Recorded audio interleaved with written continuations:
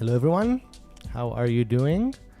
Let's hope this works. Can you hear me hopefully? Eyal here from Modalix. How are you doing?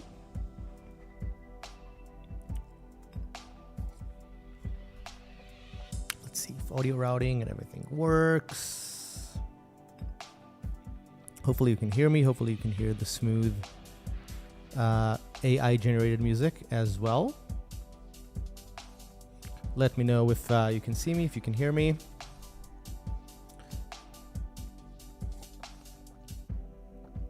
As many of you know, I'm Eyal from Modalix. I am the co-owner of Modalix along with Or Lubjaniker, who will hopefully join us during the stream. And I will be showing you a new plugin that we made, a new plugin, standalone app that's free. And it's called Plugin Buddy. It's let's call it a utility hosting plugin that can host other plugins in it.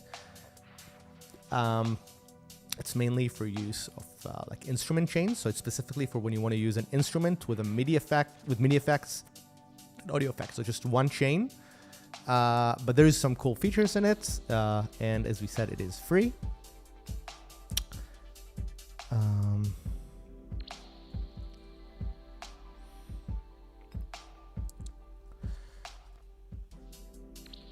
And hopefully you would enjoy this.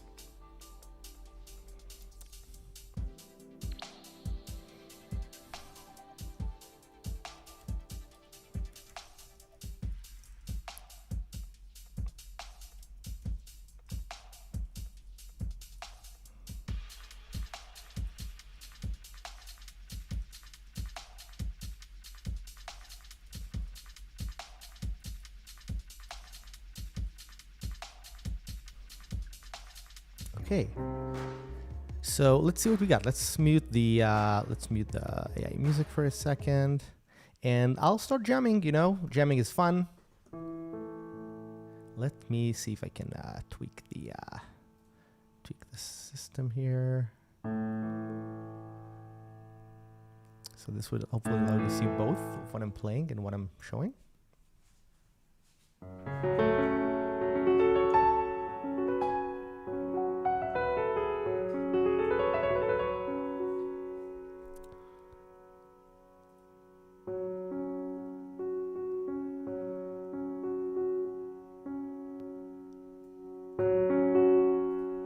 Hopefully you hear audio coming through. Let me know if you do or if you don't. By the way, I usually say this, I'm broadcasting this on a few different networks. So this goes live on, you might watch it on my Twitch, you might watch it on my LinkedIn, you might watch it on my Facebook, X. So if you see this, YouTube, if you watch this, you know, you can leave a comment, and I would make sure people everywhere in other networks and worlds would see the comments, and we can interact all together and have fun. Yeah, so one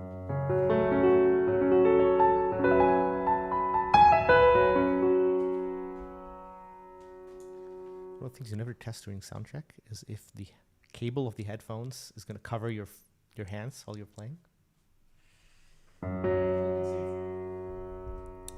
You can even see me from there, right?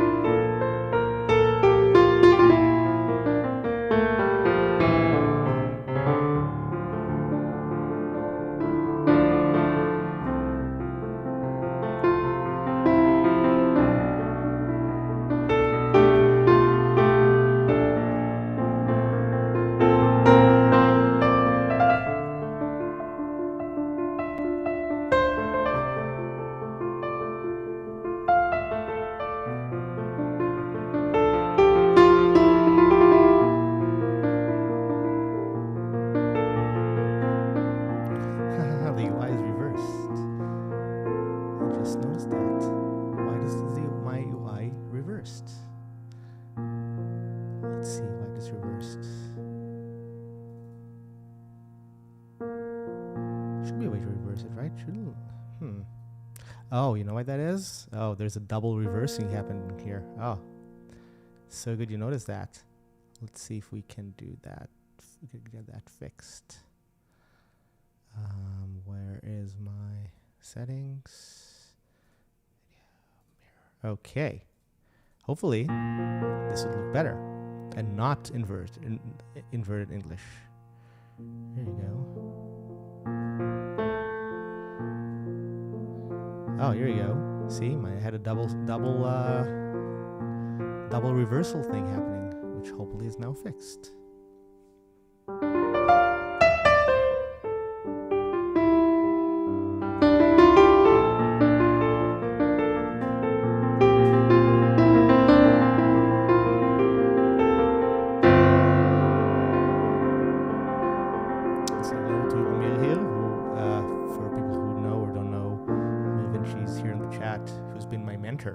When I got into the world of developing musical products. And he is a genius product manager. He used to be the director of products at Waves. He's also a very good musician. Very happy to have him here, as well as Landa.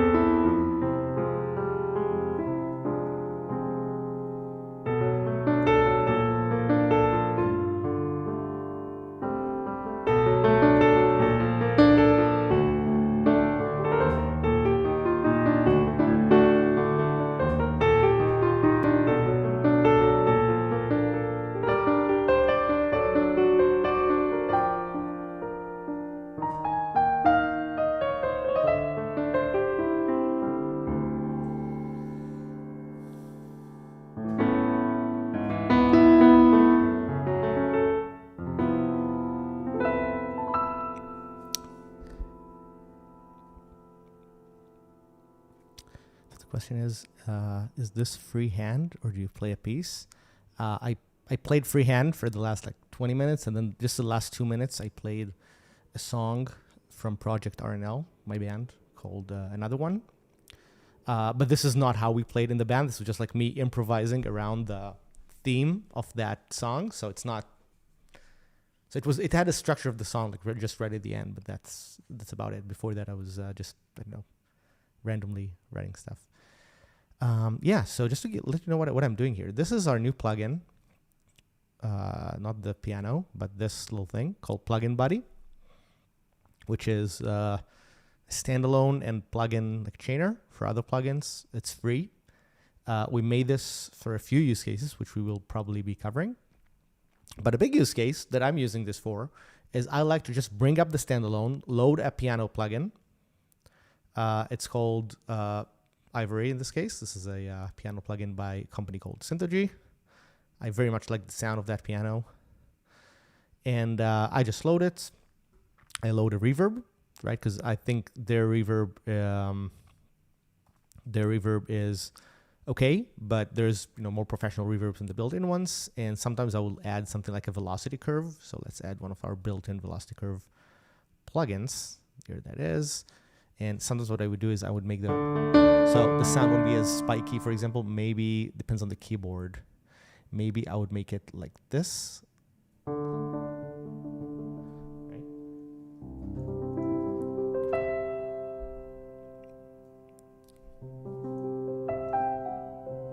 It's a different sound just to hear these different velocity curves, right? So I'm just playing the same thing. Just make it slightly curved over here. So soft all of a sudden. You can still rock it, but it's way harder for me to get there. So I'll just play naturally.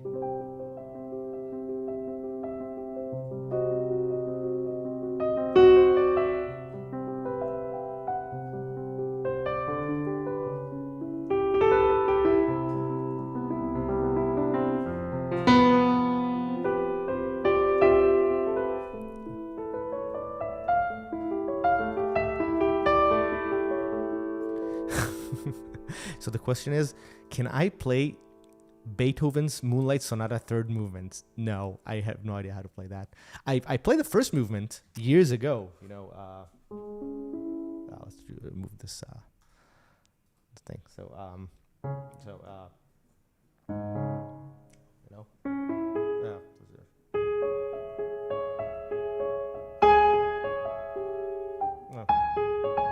Right, all that stuff. So I played that thing, but I haven't played it in so many years.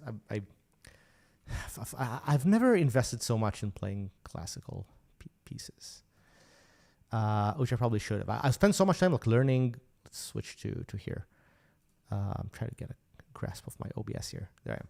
I spent a lot of time working on my theory and composition, and I spent some time practicing whatever I needed to do, but not as much as I should have. I can play a few Bach pieces or something, but it's not like one of these things that I've spent all my life practicing. Okay, so the question is, would it be difficult to add a basic piano audio recorder to the app? It would not be so difficult. It's something we might add. Like I was, one of the things about Plugin Buddy is that because it's free, we don't want to make this like. I mean, it's very possible that if we make a pro version, a recorder would be mandatory. We're trying to think of what would be the best. The best things to do when we, in terms of how much effort can we put on a free plugin. But I think that recording would be useful. I want to add a MIDI clip player because it's helpful when you're testing instruments. So I think that will be useful. We could add a MIDI clip recorder, and a lot of times it's just we might add them. Like I need to think of, I need to think of what would be, what would be good value here, because eventually eventually you can do everything that this does or that you'd want for this with a DAW. So we're trying to, ideally I want to add features that are very difficult to do in a DAW. Like for example, we did this MIDI effects. That's really the reason why this was created.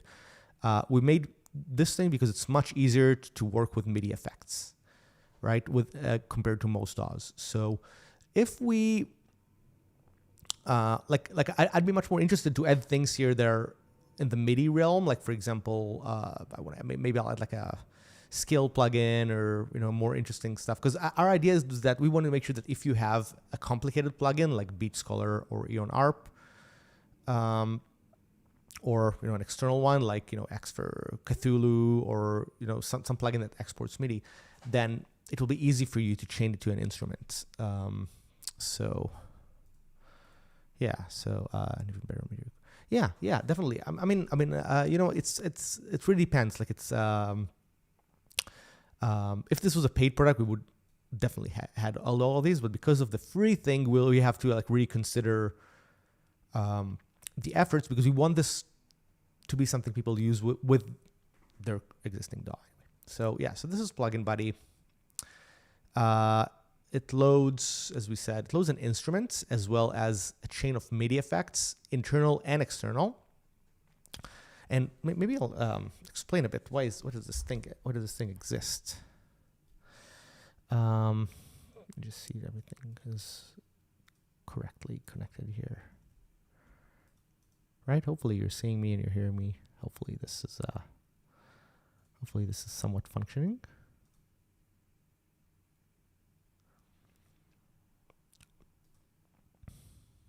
Okay, so the reason why this exists is that in some DAWs, most DAWs actually, doing what I just did with putting in a MIDI plugin is actually really difficult. Like it's surprisingly difficult. Let me explain why. Let's load a DAW. Let's load Ableton Live, which is a very popular DAW. I'll close Plugin Buddy for a second. Let's load Ableton Live. This is Ableton Live, right? So in Ableton Live, if you're let me switch over. I started using OBS, which means I have another window to manage here. It looks, I think the green screen looks better, but I don't know. It's I have a lot of like button clicking. Let's see if I can do that. Okay, let's try this for now.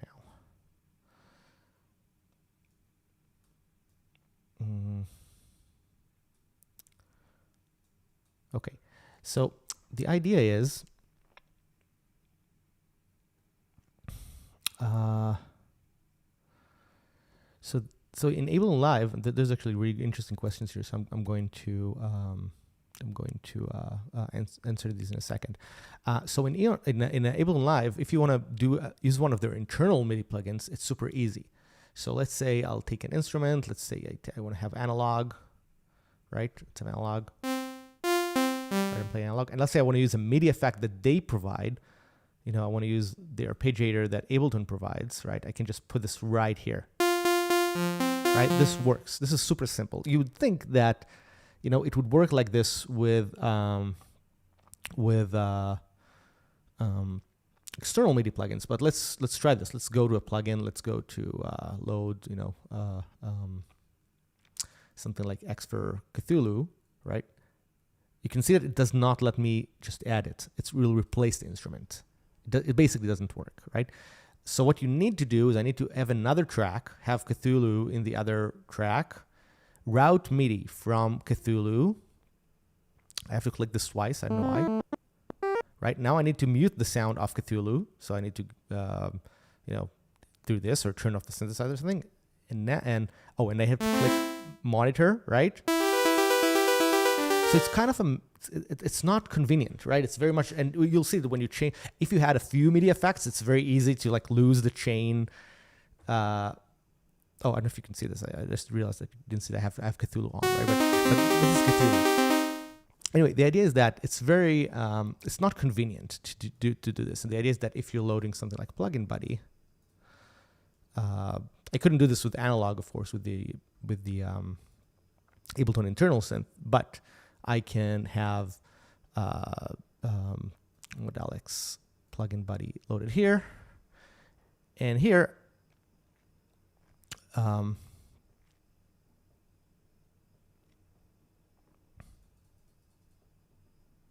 what's going on here? So yeah, I always want to demo something. Oh, I have a muted instrument from before. Let's load Plugin Buddy in a new track.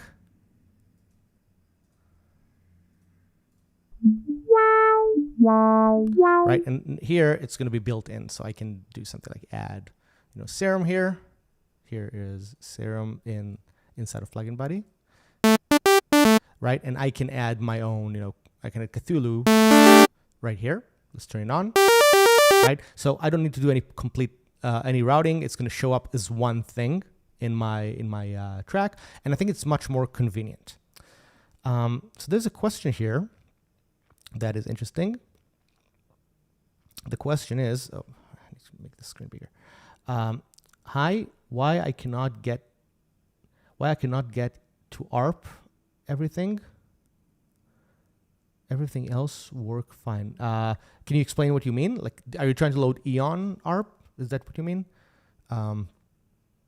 Eon ARP in Plugin Buddy would basically look like this. Like, instead of taking Cthulhu, you should see in the MIDI effect slots, you can see something like Modalix Eon ARP, right? And just like before, it's so simple. Just one. Oh, and if you can see it, here's Eon ARP. Let's have a preset.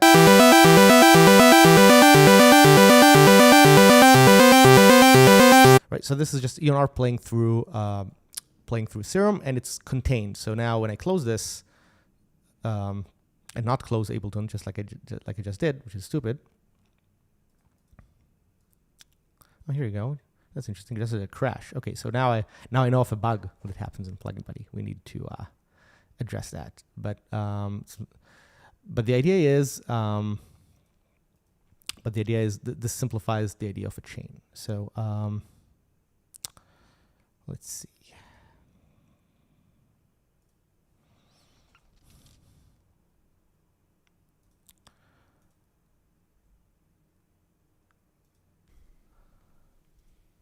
Oh.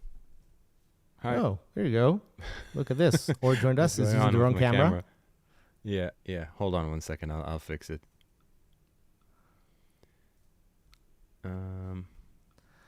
It's probably this is why.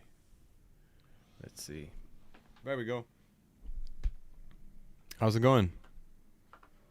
It's going good. How are you doing? Pretty good. I got a tiny cup of coffee and took a shower, so couldn't be better. You have a large cup of coffee, so I guess it could be better.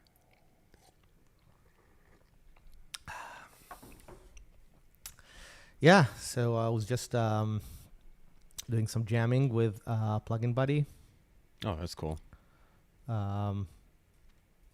Showing a few really basic features of it, and also discovered a bug, which is fun. Always fun to do during the stream. Which one? I wasn't keeping tabs. It's a very weird bug. I think once you it's like, I think when you close, there could be a crash. Depends on which plugins you have loaded when you close the window. Oh, Close the plugin window inside of a DAW. So it's very specific. I need to look at that. Maybe it would be a good thing to see to actually do live on the stream, to fix it on the stream. It's going to be an interesting bug probably. I did see plugin buggy. That's good. I did see somebody said that he cannot get the ARP.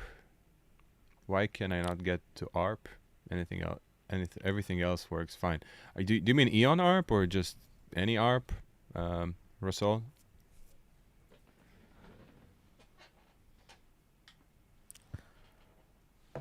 Well, until he answers.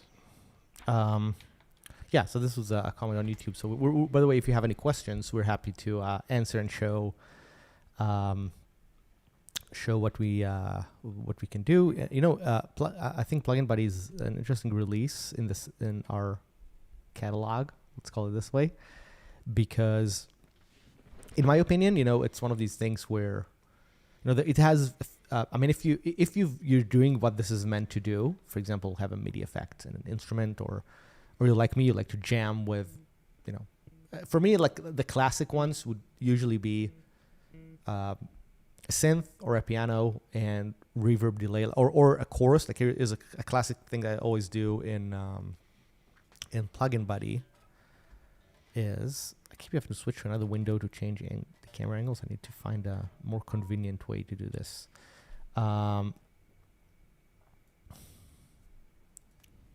Is my bass coming through? Now it is.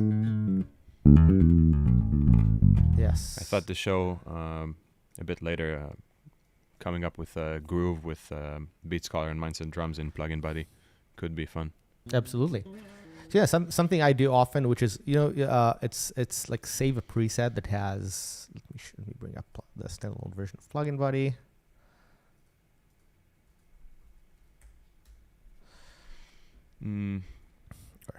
I keep having to manage my multi-monitor things, so things are up on the second screen, and then I need to bring them up to the stream. I do see there are some questions.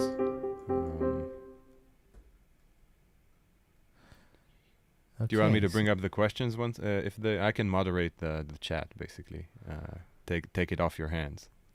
Yeah. So Rasul says, in my system doesn't show. Okay. So first of all, you need to make sure that you have Eon ARP installed as a VST3. So if you have it installed as other formats, it would not show. The other thing to notice is that Eon ARP would only show either in this slot, in the MIDI effect slot, or in the instrument slot. Right, because you can decide to use the Eon ARP as a synth on its own, and then you would use the built-in synthesizer, or you would use it as a MIDI effect. But first of all, you have to make sure it's installed as a VST3. So we're not loading AU plugins or AAX plugins if you have that version.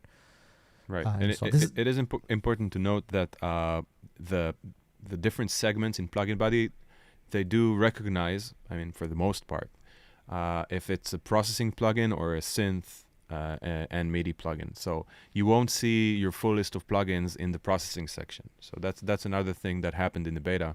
I don't remember, a couple of people reported they're not seeing their full plugin list because they were looking in the processing section and seeing only part of their plugins.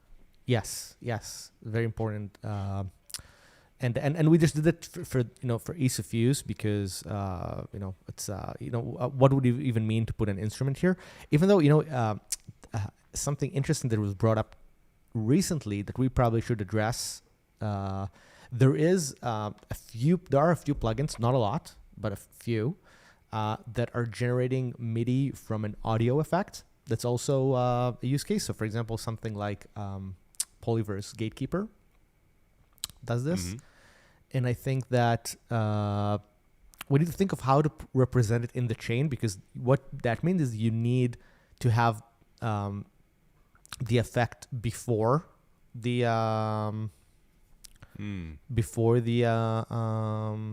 instrument for this to work. And we can actually do that, but we would need to make sure that the list doesn't get too cluttered. That's really the main problem. Like, we need to make sure that this would not show you a ton of plugins that you don't need to know about. Yeah, so the question is, so Eon ARP is a separate plugin that you have to install. Yes. Yes. Yes. You might. I'm sorry to disappoint. You might even have to purchase it, not just install it. Yes. Yes. It does not come built in with Plugin Buddy. It's a separate plugin.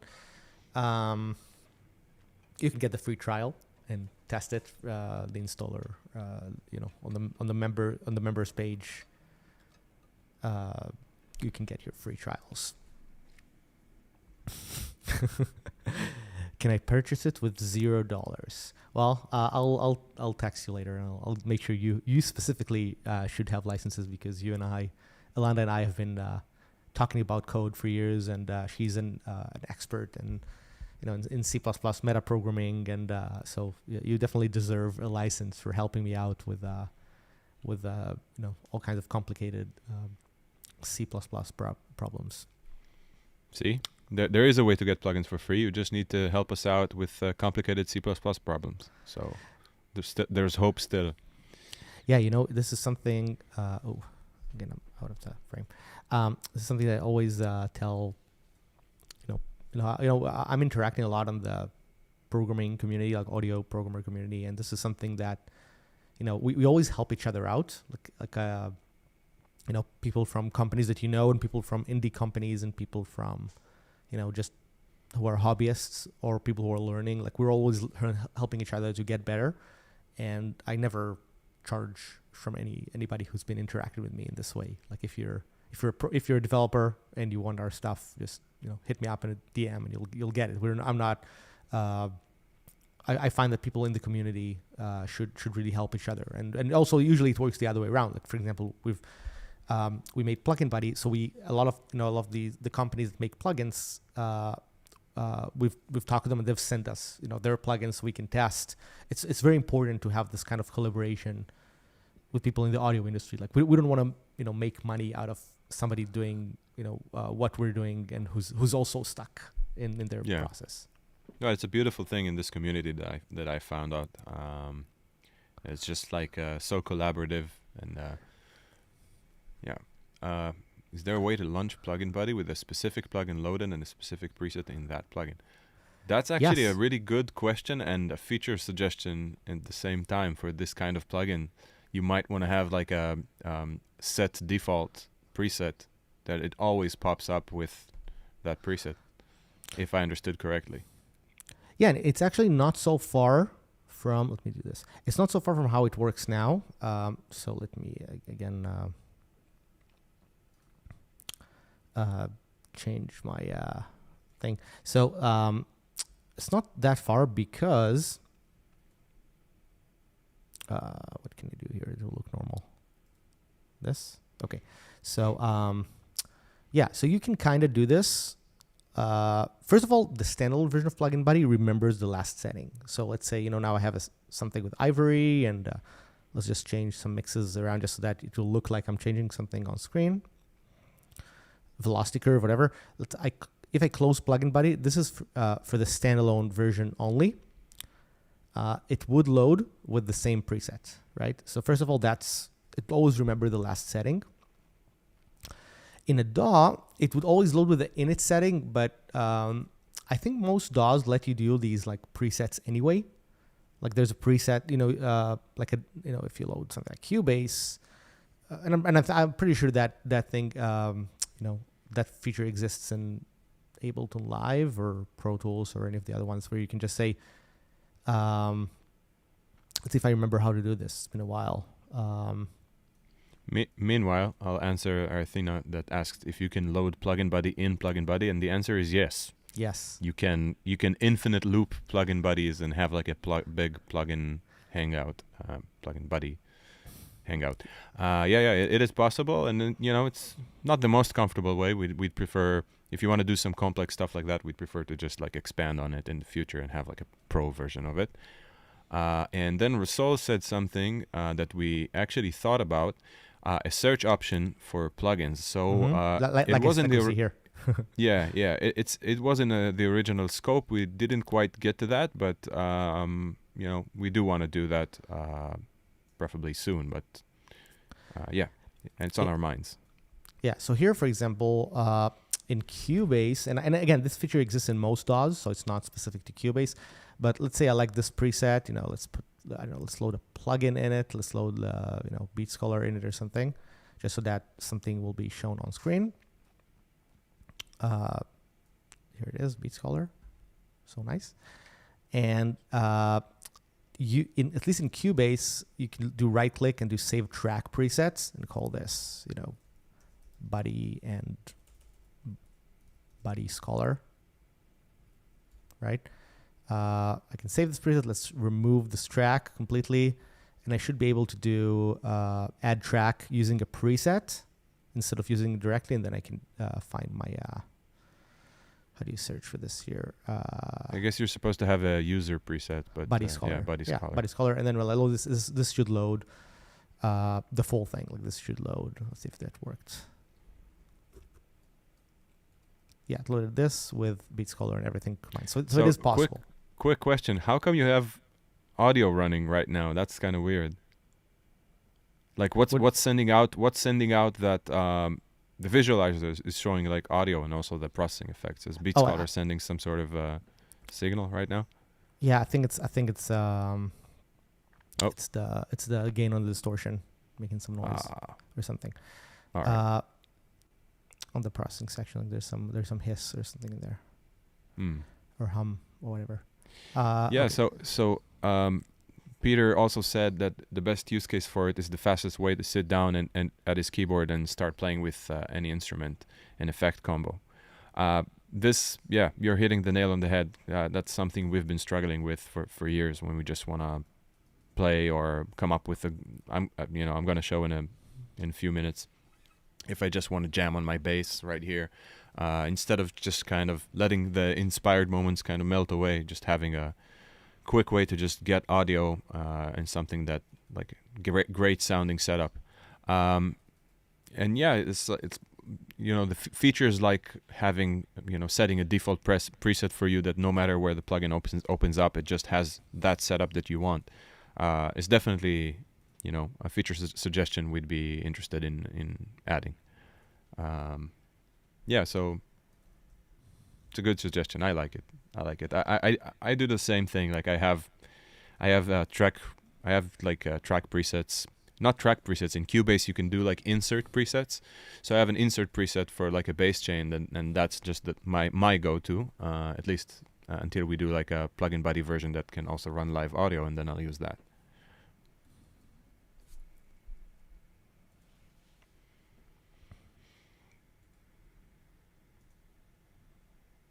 Right, so I guess we can move on. If you have any more questions, feel free.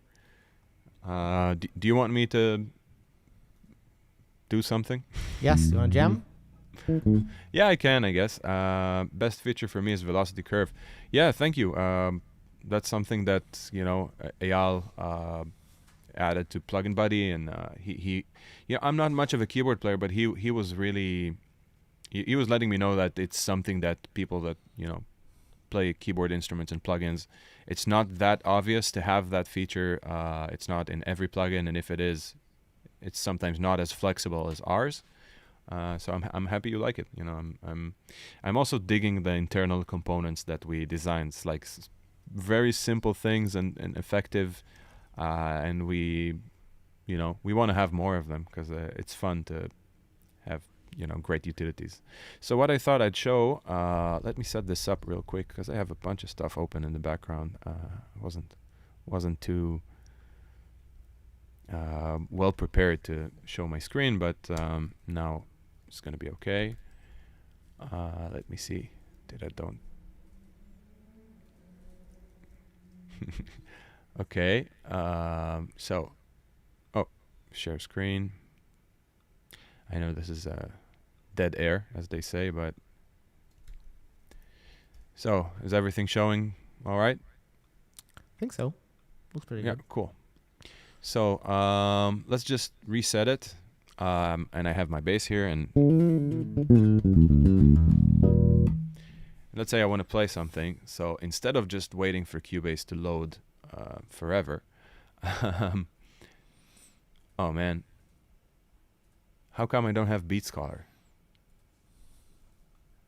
Oh, you know what? I think I tested the missing plugin UI thing, and I removed the plugin. So give me 2 minutes, and I'll set everything up. Sorry, I should have tested this beforehand. Sorry, I completely forgot I hid those plugins that test out.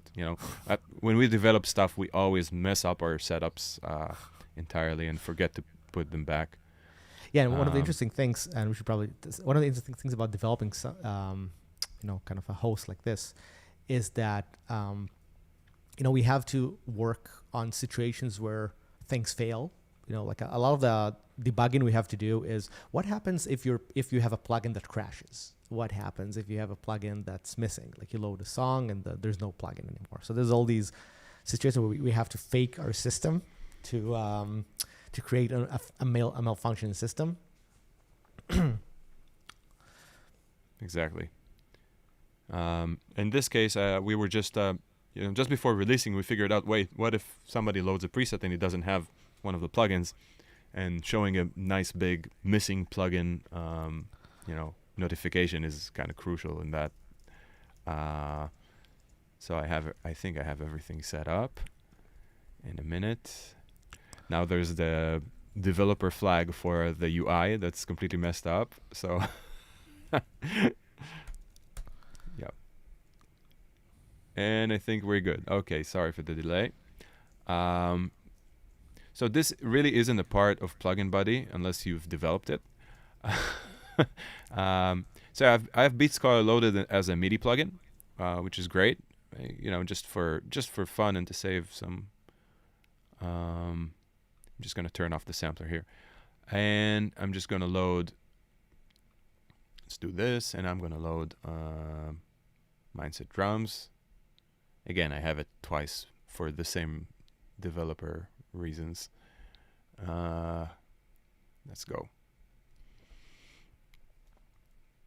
So, and I'm gonna check the mapping preset. There's a BeatScholar preset in Mindset, which is supposed to map correctly. And if I press here,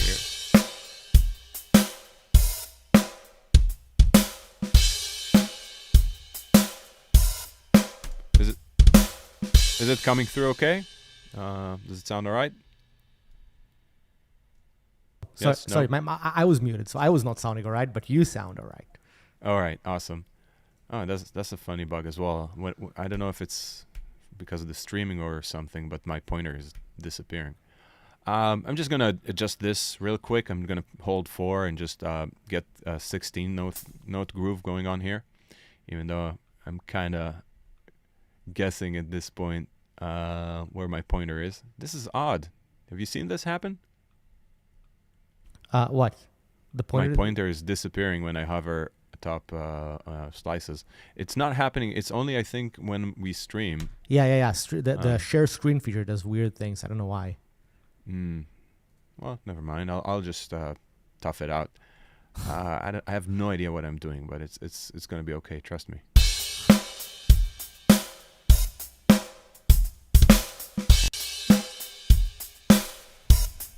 So anyway.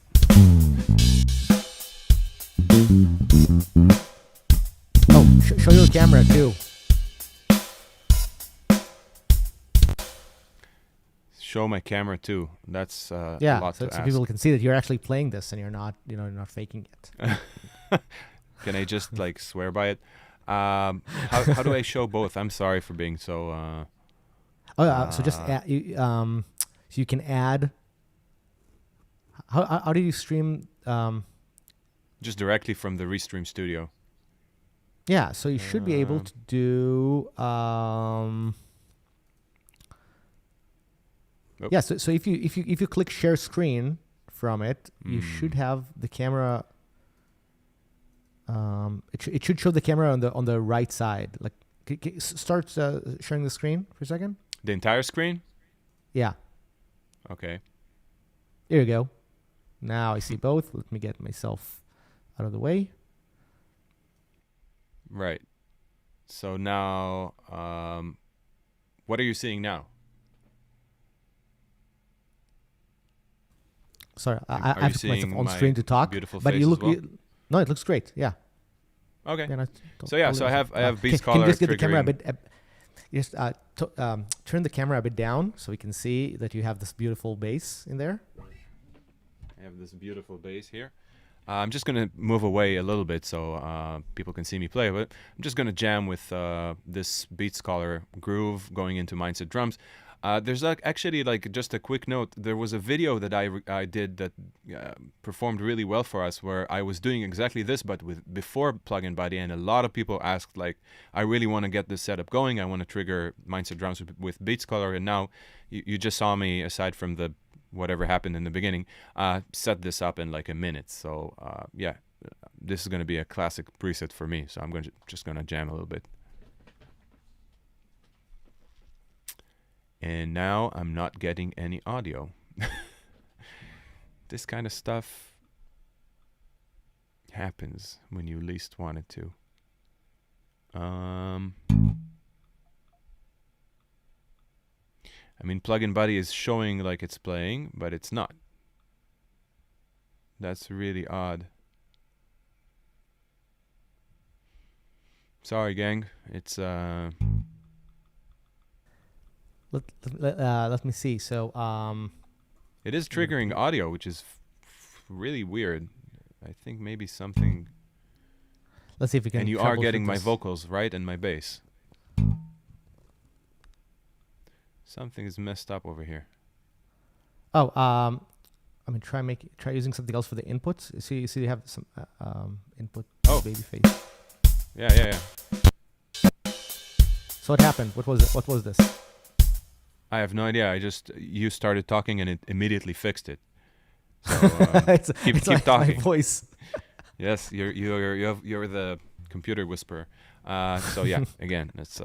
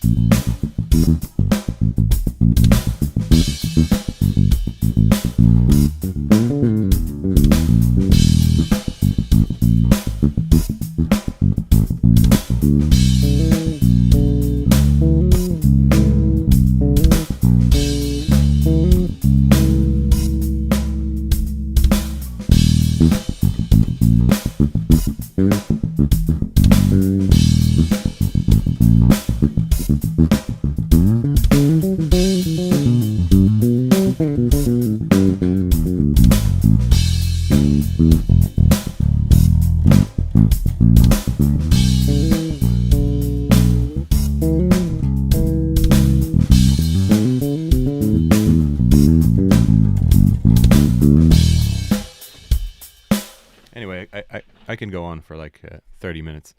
So yeah, this is like would be my new go-to thing, you know, if I just want to start playing, because as you know, as we said before, thank you, Amir, by the way. As we said before, as you know, people that play instruments, like anything in the way between getting a good sound going, and for me as a bass player, also like a groove to play against, anything in the way of that is a hindrance and it's a pain point. And you know, I always have this classical guitar behind me and it's always out, and similarly to a piano, but maybe more portable, for me it's like the quickest way to play. It's way quicker than hooking up a bass to, and I have two amazing amps behind me. I often go to the classical guitar if I have 5 minutes because I just want to play something. So yeah, there's such importance to those precious minutes when you just start off, when you just like have an idea and it's fresh in your head and you have that anxiety of, oh, I got to get this down. And for me, just, you know, having a quick way to do that, it was a big incentive for us when we made Plugin Buddy, basically. And Arthina is saying the iconic Feel Good Inc. bass line, is that the...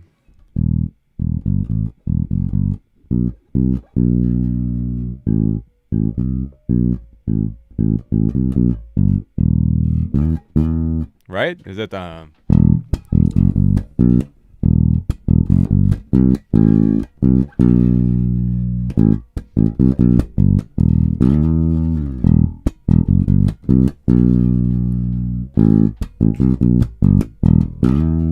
It's such a good line.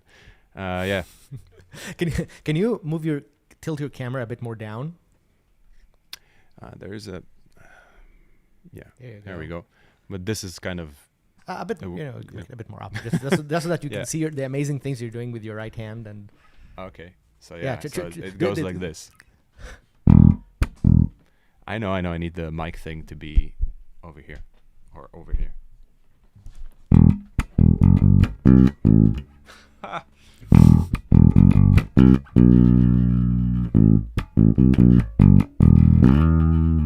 It's such a cool line. It's so simple.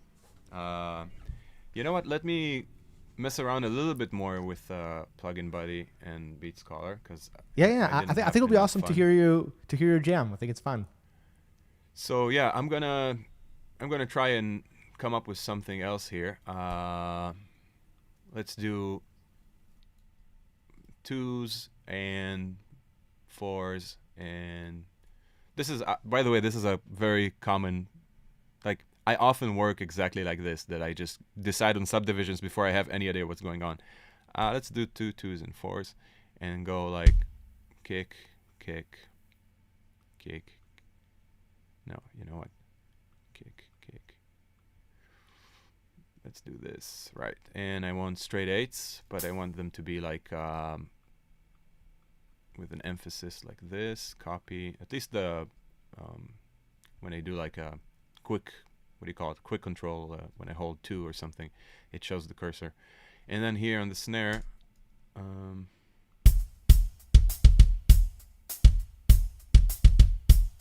see, it's good. No matter, like, I just do whatever, and it feels all right. No, you know what? There's something that you must do in any groove, is have the snare, at least snares on 2 and 4s, right?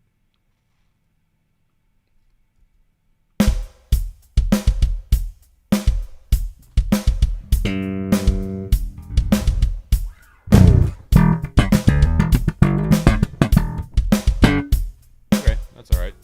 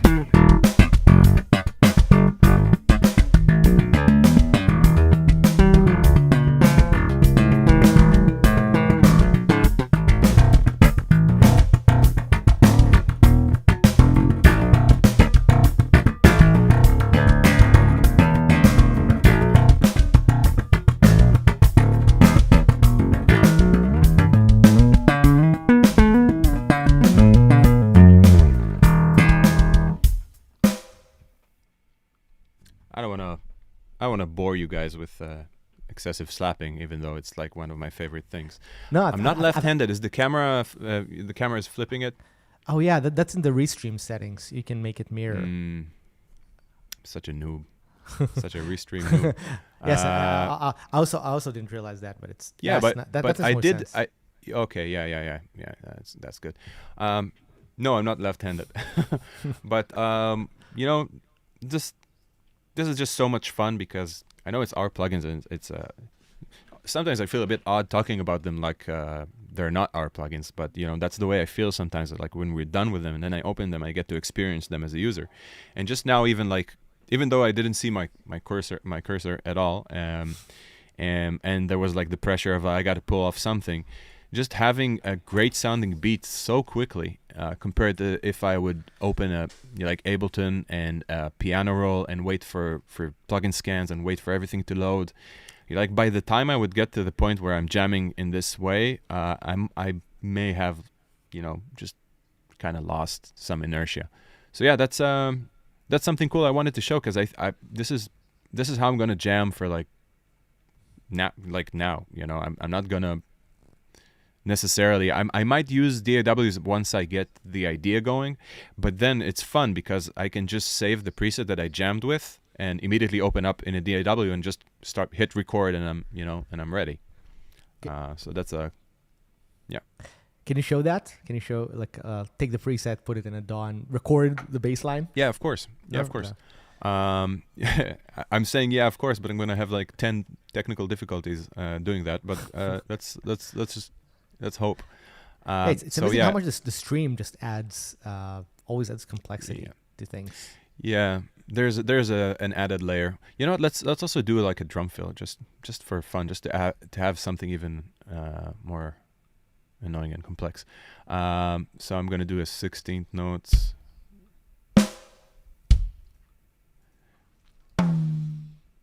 I'm gonna do like when somebody is starting out drums, and he dreams of playing something like this, right? So this is the fill. I have a groove and a fill here, and I have this setup of beat scholar going into Mindset drums. I thought about even like processing it a bit, but it just sounds so good. I don't know if I have to. So I'm gonna just save this as BS, which is an unfortunate acronym, I know, into MS. Save. Cool. So now I'm gonna start up trusty old Cubase 13, and this is exactly what I was telling you guys before. Just gonna wait until this figures itself out.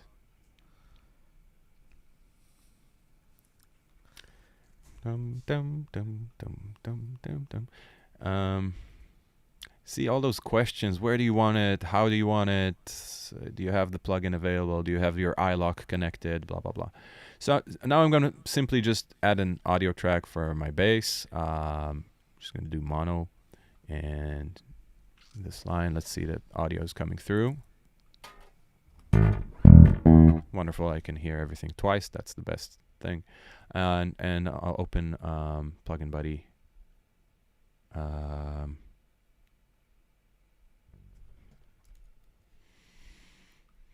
As an instrument track, and get my preset.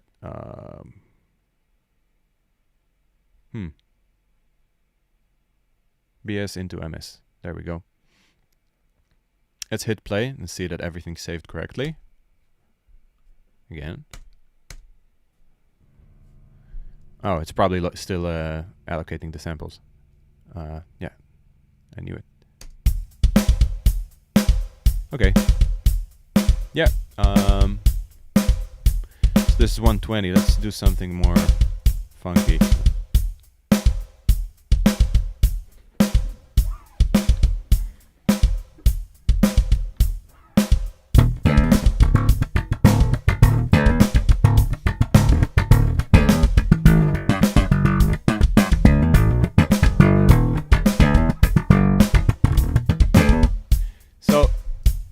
Just to see that everything is all right here.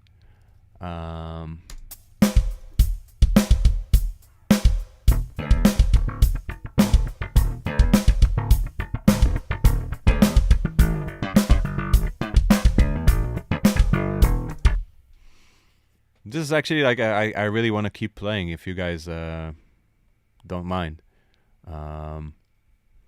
So another thing. Yes, please keep playing. It sounds awesome. I'm just here. Oh yeah, okay. I turn myself off just because I'm listening to you and move my head and doing this. I don't know how supportive of the.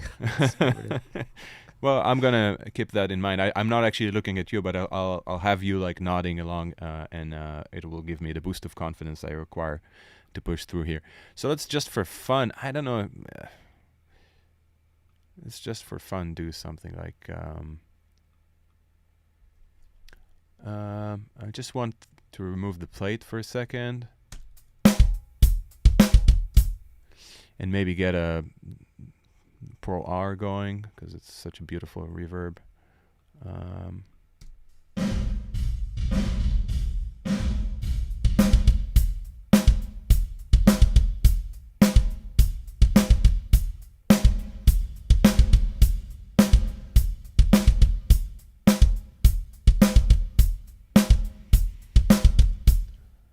Cool. And oh, is that the crash you were talking about?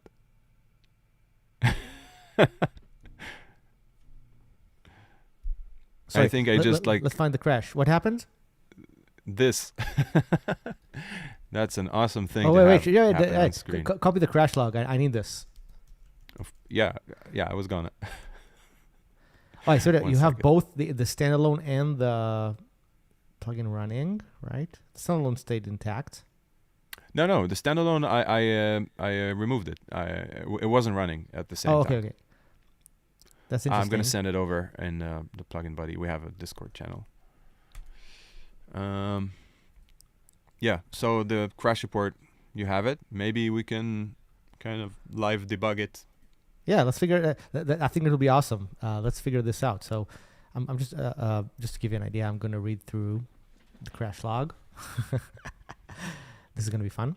So the crash. Did it happen when you close the window of something? Exactly. Yeah. Okay. So this is already a good a good idea of what this means. I suspect, without having looked so much into this, that this is something to do.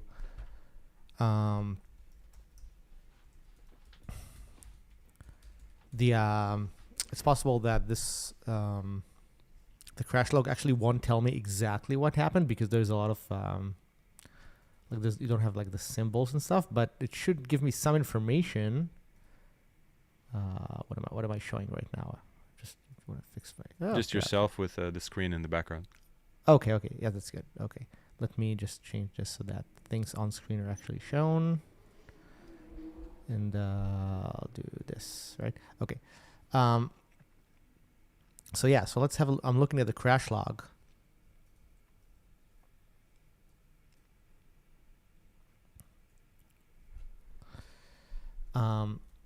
And see, the crash log has a bunch of shows a bunch of different threads. Most of the stuff you can see, I'm only going to see like sometimes I'm going to see function calls, but in Plugin Buddy I'm not even seeing a function call because the symbols are stripped, so there's no you don't see the names of functions, but I do see the names of threads, which is helpful.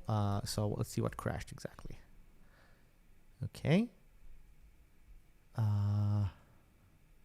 Crash thread. Let's see if we're gonna find out. There you go. Plugin Buddy did do something here. malloc pthread kill. Okay, this is interesting. Yeah, so I suspect there's something about there's something that happens probably. Let's see if I can reproduce the crash into standalone, or if I can. Do you want me to do exactly what I did and try and recreate it? Yeah, I mean, if you can do this thing with a debug version of Plugin Buddy, it will show you all the different symbols. Yeah, I can do it. I guess. Yeah, but yeah, and I think I can also tell. So yeah, I mean, like while you're running it and debugging it, I can just let you know what exactly my setup was. It's something very simple, and the plugin I was closing was basically Mindset Drums. So yes, we can also debug Mindset Drums, but I actually suspect, because I've had this bug before, and I've had this crash in Ableton Live as well, so it is possible that I would be able to reproduce it. Hopefully I can reproduce it in the standalone, just because it's so much easier to see bugs in the standalone.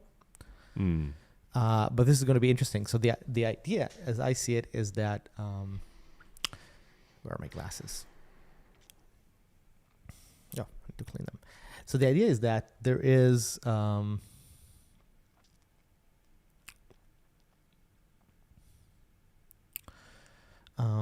when we close the window is actually because you didn't close Plugin Buddy, you just closed the window, right? You kept the plugin open. Right. Yeah, just hit the X on the upper left. Yeah. So when we close Plugin Buddy, Plugin Buddy hosts, yeah, you can see that on screen. There's a window. There's a window there that's on top of the plugin window, right? So there's this object that manages the life of the plugin window, because when you think about how plugin hosting works, I'm going to build a debug version of Plugin Buddy. When you think of how plugin hosting works, it takes the window supplied by the plugin, right? So it goes to, it asks the plugin, hey, can you give me your UI? Let's say I'm hosting something like, this is going to be fun. One of the problems with the Plugin Buddy that I have is that there are things like there are plugins like that have iLock that don't let you debug. So if I load something like Ivory, which I did before, it's using iLock, it basically kicks me out of debugging my own DAW, which is really funny. So I can debug my own host when that plugin is around. So I need to make sure that I would not load that plugin. Let's see if I can do that. Let's go to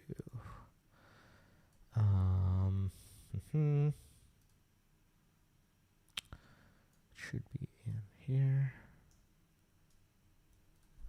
So what I'm going to do is there's a file that stores the default the last plugin preset for Plugin Buddy, and I'm going to have to remove it for the sake of debugging this particular issue. So I needed to not load the last thing, which end user should usually not do, but I need to because I'm using a debugger, and the plugin will just kick me out, like literally crash me when I do this, because it can detect that I'm running Sea Lion's debugger here.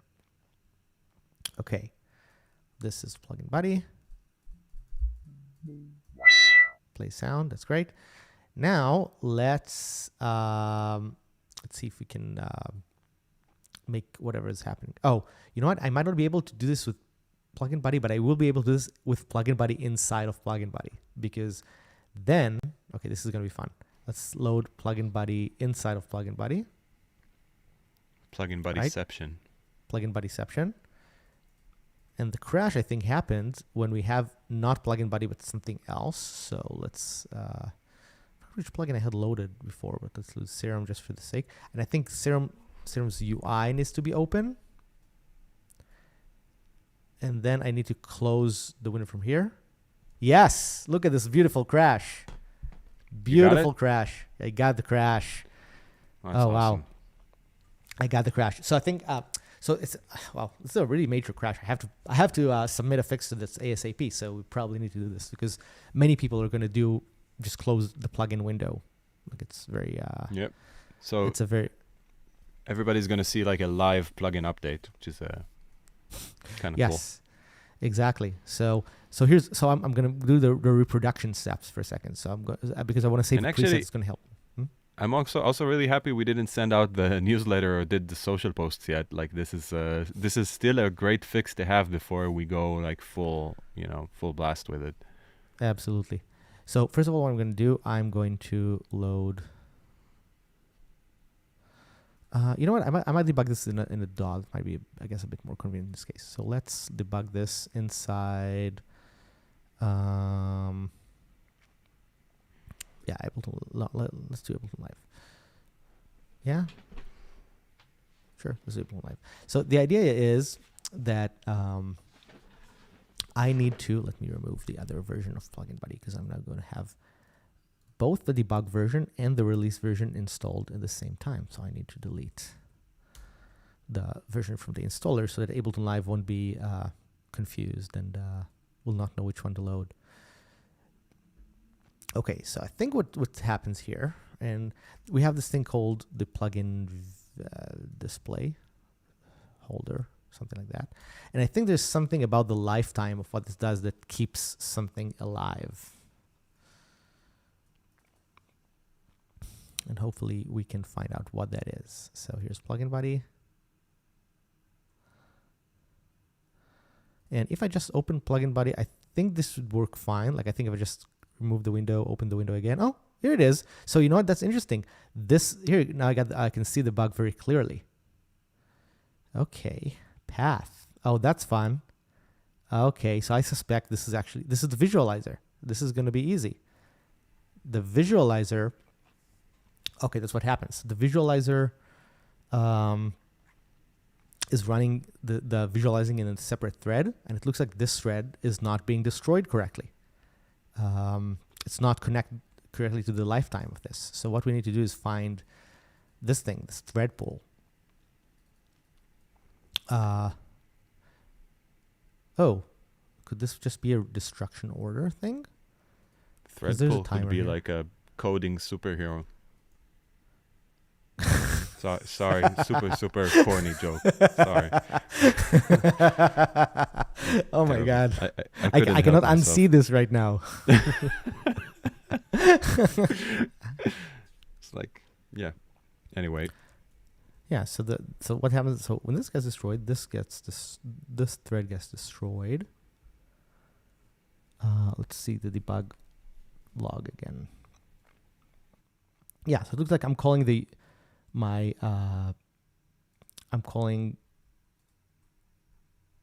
this on the UI thread, but it looks like I'm calling this and something does not exist anymore.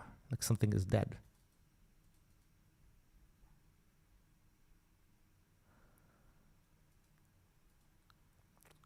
Okay, so I see what happens. What happened there?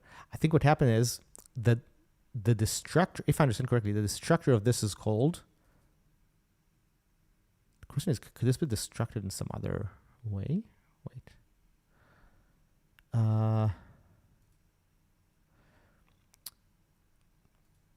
So this gets called on this gets called on the message thread, and I think what happened is, if I understand this correctly, the message. So in most audio programs you have the UI thread and the audio thread. These are like the main ones. But sometimes you have additional threads. For example, we have the visualizer. Like a lot of it runs on a separate thread because it has to do frequency calculation and kind of draw, the shape of frequencies on screen. And I think what happened is, if I understand the problem correctly, is I didn't do the destruction order correctly on this class. So it looks like, this is interesting. So it looks like it's possible for this to be destroyed somehow.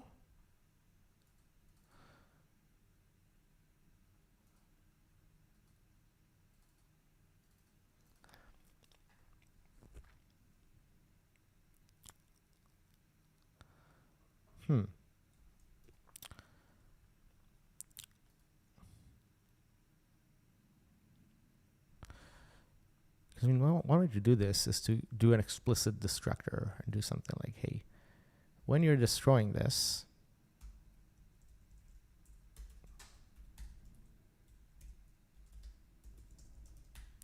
then timer stop, right? Don't call anything after this. And I can also do something like pull, wait for job to finish. So there's no timeout of, pull,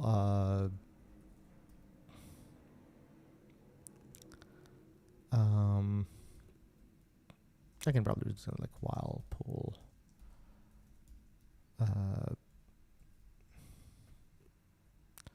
get num jobs, bigger than 0, then sleep for a millisecond or something. So just wait for these jobs to finish. Let's see as a little hack and see if this is going to solve this particular thing. It's possible there's another issue in place here, but this is my suspicion. My suspicion is that the visualizer still had the thread running after the visualizer object was trying to be destroyed, and there's a destruction order that happens here. So first the poll gets destroyed, then the timer. So it's very possible that the timer may have tried to call another function, and the poll was already destroyed. It's possible, I think, maybe. Let's see if I'm correct in this. So I'm loading Ableton Live. Just showing things on screen while you're building. Could Plugin Buddy have something like the VS Code command palette? I think we addressed this before, and yeah, we do want to have a sort of quick search command line. If I understand you correctly, like search presets, search for plugins, just like type whatever and get that. So it is on the roadmap, you could say. Okay, here we go. So I still am able to get a similar crash, but I think this is the other side of this crash. So this crash is not on destruction, but on creation. This is fun. And it has something to do with the FFT. And that happened when I was trying to start and create and destroy the visualizer very quickly.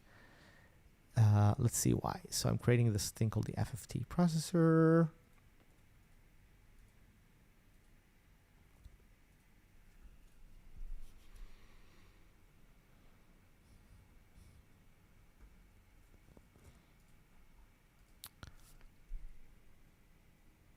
So did you turn off the AI music thing on purpose, or?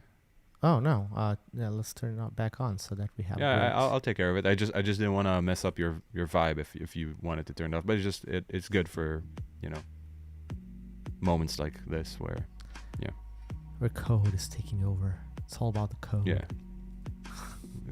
What is this? Is this the R&B thing? No, down tempo. No, down tempo. You got to lower your voice when this is playing.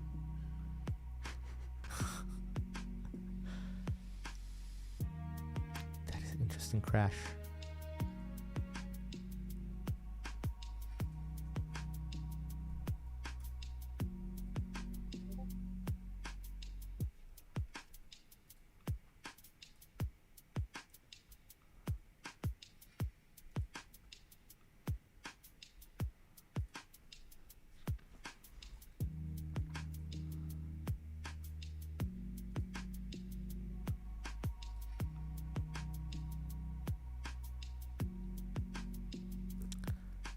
Doo-doo-doo.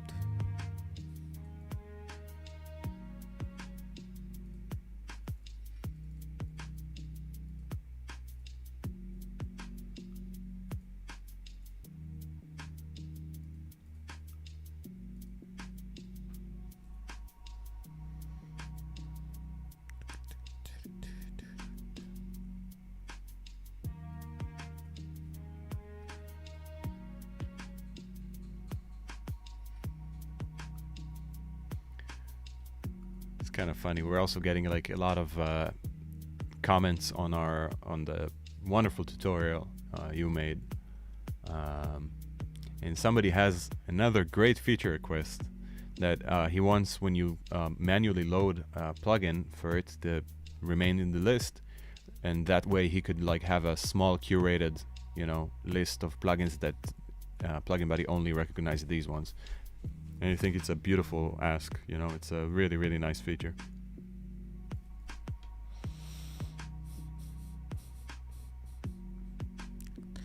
Trying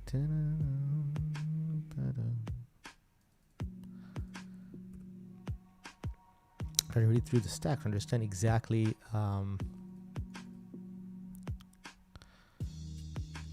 because this crash happened when I was very quickly creating and destroying the plugin window, basically.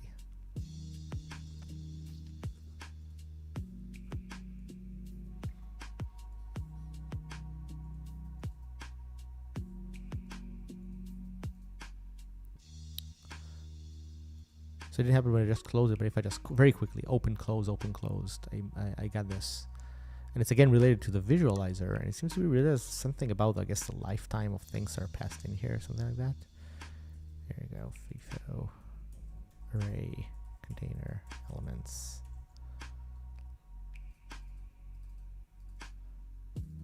Yeah, there are definitely things in here.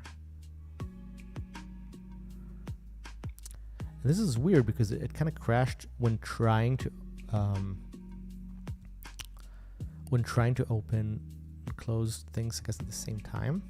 Okay, this will be, I guess, a good chance to use the most beautiful thing ever, which is called thread sanitizers. It's a feature that Xcode has that would help me identify problems. I haven't done it a little bit, so maybe there are problems here that I'm not aware of.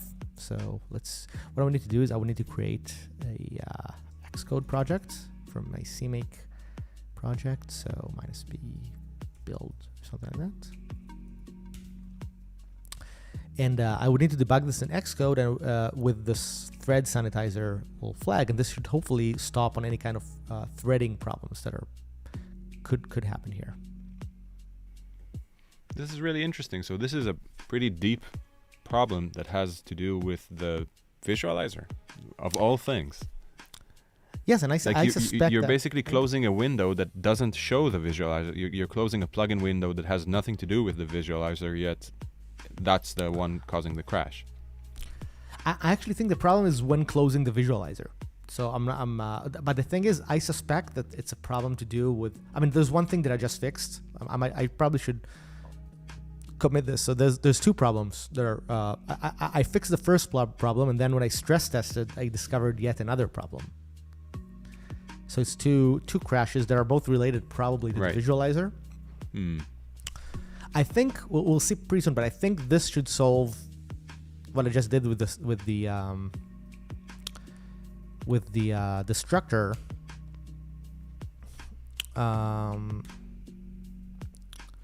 Yeah, let me commit this just because this is useful. So something like frac visualizer added explicit wait for threads to finish before destruction. So I think this is one bug that we'll check pretty soon if this thing fixes it. But I think there's another issue at play here. That is, and we'll discover that pretty soon when we load the Xcode project, because this particular tool, to my knowledge, only works in Xcode. Well, there's probably a JetBrains equivalent, right? Not that I know of. I think you can load the thread sanitizer flag, so you can compile, because it's a compiler thing really. So you can load it in the compiler, but then I'm not sure if it's going to stop on issues, which is what we need. Like we need this thing to actually like stop immediately whenever a threading problem happens. Gotcha. So let's hope we don't discover too many problems. Most of the code should be okay, but that particular section, the FFT section, has a few potential threading things. So let's try. Yeah, so I need to edit the scheme. Not the thread sanitizer. So Arthina is saying at least on Linux you can have it as its own package. Yeah. I know, and on Mac it's similar. Like again, you can there's a flag that you could call and it would do this, but I'm not sure if it would stop in the debugger when you do this. Like I think it would just show me like a log of hey, this is not working. But with Xcode, and probably you can there's probably an equivalent in Linux, but the Xcode like is built in so that it's gonna, hopefully you would see this, it would kind of show me this big gaping error and will let me see the state of code exactly when the thread the data erase happened. Cool. So just to explain, usually problems like this, and I'm not saying this might be another problem, so I'm not still sure what it is, but problems like this usually happen when two threads are kind of contending over the same piece of memory. Like there's some memory and two threads are trying to read or write from it, and then there's going to be a weird state of things, because midway through writing something, the other thread could come in and say, hey, I want to know what it is, and the memory could be corrupted.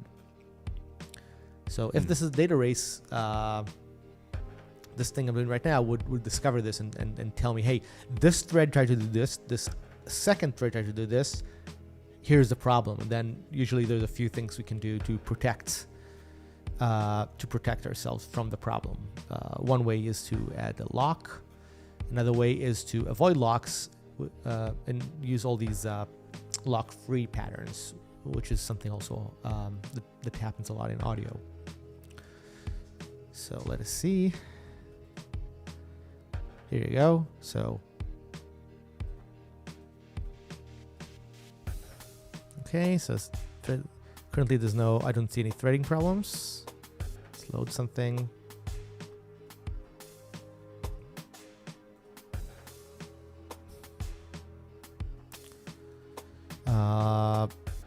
Let's load a plugin here. I think it might be fine if I'm going to start and load this. This should be okay. I don't see any threading problems here, right? Yeah. Okay, so let's see if I need to imitate. I wonder if it's going to let me use thread sanitizer in VST3. Hopefully it does. Let's see if it's going to let me do this. So scheme, edit scheme, option, something here, thread sanitizer. And then I also need to debug Ableton Live. So it is under applications, Ableton Live.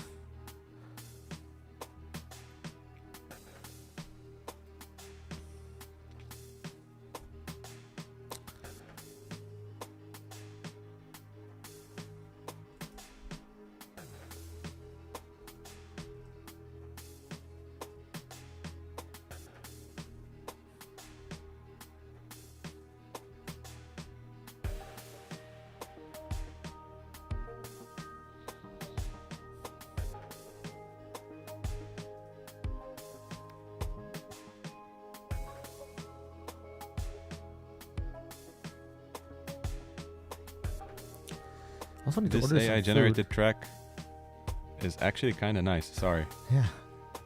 This is cool. Hey, Orc, you can put yourself on screen. Why are you not on screen? I'm. Oh, there you You hid hid my image, and then I was like, well, maybe he doesn't want me to be on screen. are. No, stay. But yeah, there I am. You are. Now I can't hide and just slouch like this. And I can probably see right here. I don't know if I'm doing anything that, or this. I don't know. Yep, that works. Yes. Now so you're many options. you're off screen. Yeah. Maybe I need a full screen for this. So many buttons. You should not let me have so many buttons in my control. Well, that's kind of funny. No, everybody that knows you thinks what you just said is kind of hilarious because like you're constantly surrounded by all the buttons in existence, including many of them in touchscreen format. If I'm on screen, does that mean I need to say interesting things? Because I don't know if I have much of those. I mean, you kind of especially have not when it comes to like you're going in deep, like to a place where I rarely get to see actually this kind of debugging. We do a lot of live debugging sessions like between us in Zoom calls, like we get together and kind of butt our heads and try to recreate bugs and then kind of follow through on how to fix them. But this is actually one thing that I don't think I've ever witnessed, which is like some sort of threading issue that you're trying to dig into. Yes, and this one is a complicated one, even though probably once if it is indeed a threading, because this could also be a logical problem, like right. So for example, the problem that we just here we go. So it opened now Ableton Live. Let's see if Thread Sanitizer is gonna let me know. Bye, Amir. Oh. Amir Vinci is saying he's leaving and he misses us. So bye. He's yes, you do. very dear friend of ours.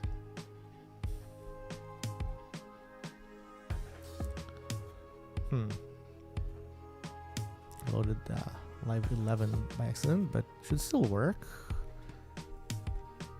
Let's see. Now I don't see plugin buddy in there. Why didn't it put it in the build folder?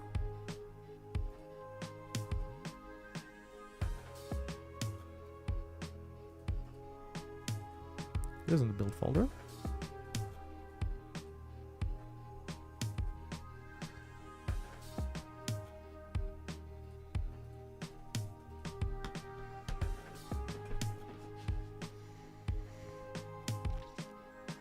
So Arthena is saying this song gives her Linkin Park session vibes, and I don't know if you saw, but they have a new singer, a female singer.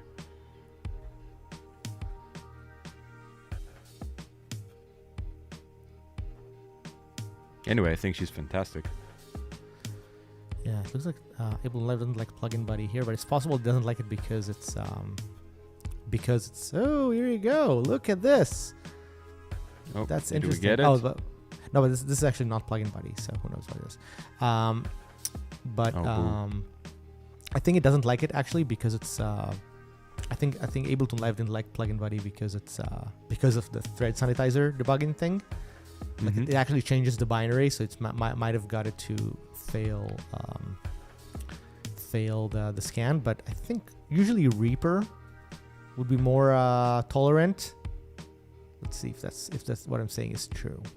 So I should be able to do something. Let's see if I can load. No, not zero check. I need plugin buddy VST3 scheme. You can see that I'm not using Xcode every day, so I forget where these things are. Let's have another executable and let's load Reaper.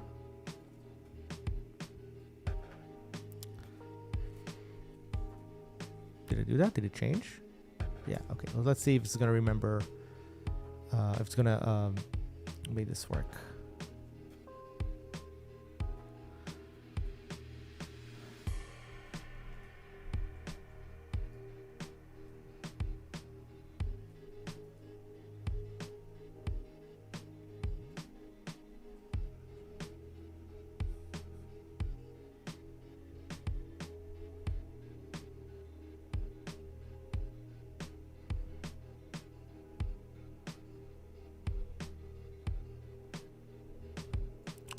Okay, reloaded. We're in Reaper. Let's see if Reaper is going to be happy with that. Make a new project. Let's add, and just load it here, I think. Martina's saying, I can't wait for the official Modalix C++ IDE. This is I think you would make a killer IDE. Oh yeah, that'll be fun. Yeah, That'll be I'm a fun sure of project. it. I'm sure of it. You would like make the best one. Plugin buddy, you're looking for your buddy. It's not there, so it's possible that thread sanitizer is not passing with the let's see, how can I debug this? Maybe I'll try to put plugin buddy in plugin buddy. I don't know. I need to think of what's the best way to recreate this, because thread sanitizer doesn't let me do that. Okay, so maybe I can hack the code. That'll be fun. Let me think, because what I need is basically a way for a way to close the plugin buddy window.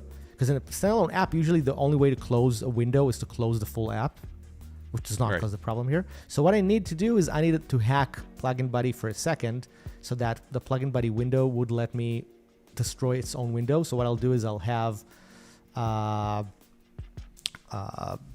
probably a keyboard shortcut that could work really well. So I think what I can do. So plugin buddy's UI. It's going to be a very ugly hack what I'm about to do. So plugin buddy UI.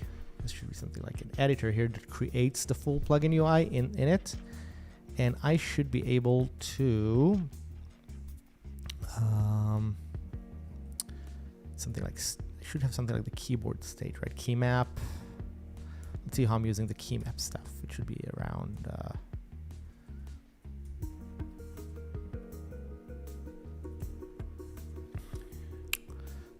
There's a way for me to register these global plugin commands, key commands that do not connect to a specific part of the window. That's how we do stuff like have F1 connect to. Here it is. So. Can I answer a question meanwhile?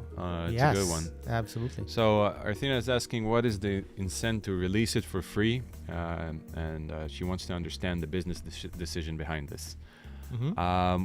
Well, basically, it's not the first plugin we've released for free. The previous ones were free for a limited time, but it's something that generally we're not against as, first of all, a means to get a bit of a wider reach. But in this plugin, in this product, I should say, there's also another agenda. A lot of what we do is basically MIDI sequencers, and we want to keep doing that. And we wanted to have some sort of a platform that makes it really easy to use our products together with other products. Like we're all about the collaborative nature of the industry, so to speak. But we love the fact that now it's super easy for people to use. There's like tens of thousands of people that use Eon ARP, and now they can send it to their favorite synth, and it's really easy because we also get, I don't know, dozens of support tickets that have to do with exactly that, with people having trouble with MIDI routing. So releasing it for free was kind of, it has a bunch of layers. So one layer was just we wanted to have a free product that attracts people to our website. They can take a look at our products, but they don't have to own them in order to enjoy it. They just can get familiar with our brand and then move on with their lives. And naturally, there's the element of getting email addresses and being able to market. I'm just not going to just breeze over that. Everybody knows that's a common thing to do, but at least you can opt out from our mailers. Hopefully you don't, because we send out free stuff occasionally. And on the business side, it just feels like a strong platform for us to keep developing, and just to have something that everybody can own in a sort of non-intrusive way, so they can own it and never pay us a single dollar, and we'll be fine with it. But then again, if at a certain point we expand Plugin Buddy enough so that it's worthy of a purchase and people love it and they use it, that would be our dream. So it's kind of it's a fun project, because every time we release something for free, like the amount of interaction we get and the amount of feedback is something that we absolutely love, and we learn so much from it. So financially, you know, you can also say like, well, you know, if it doesn't earn this much or that much by a couple of months, then it wasn't worth it. But when you do something like this, you kind of have to think about the long run. You have to think that we're going to support this for years to come. And yeah, it's a steady engine for delivering our products, but also for just having people enjoy one of our products without putting a price tag on it. So I hope this was like a comprehensive enough answer.